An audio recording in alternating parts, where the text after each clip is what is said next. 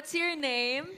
I'm Rezel Dane po, but you can call me Dane. Dane. Hi, Dane. Ilang taong ka na? I'm 13 years old po. Yung biggest na nasalihan ko po na competition, yung The Clash of Voices po. Ako po yung tinanghal po na grand winner po ng Kids Division. Yung dad ko po, sa ngayon po, ang trabaho niya po is construction and welder po siya. Kaya po, ina-admire ko po yung papa ko po kasi working hard po siya para po sa amin. Hi, Rezel. Hello po. Para kanino ba inaalay ang awitin mo ngayon? Inaalay ko po to sa family ko po dahil po sila po yung #1 supporter ko po at hindi ko po sasayangin yung pagod po nila para sa akin.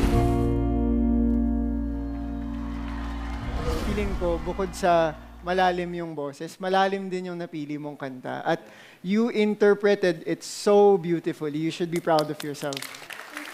Ako, madadagdag ko dyan, grabe yung ano din niya, yung accuracy niya sa notes. Yeah. Kasi ang hirap ng mga notes ng song na yun, pero I grabe. can say, actually, she has sharp ears. Yeah, Matalas yung tenga niya. grabe. Kasi hindi siya Grabe din. nagpa-flat, hindi siya nagsa-sharp. yes. Sobrang sakto lang. At alam niya yung control ng boses niya.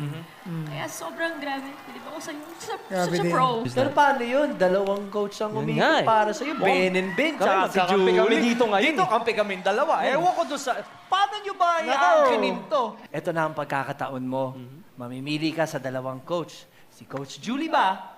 O kay Ben and Ben? It's your choice. Good luck! Oh, let's go! Ang coach po na pipiliin ko po is Coach Julie po.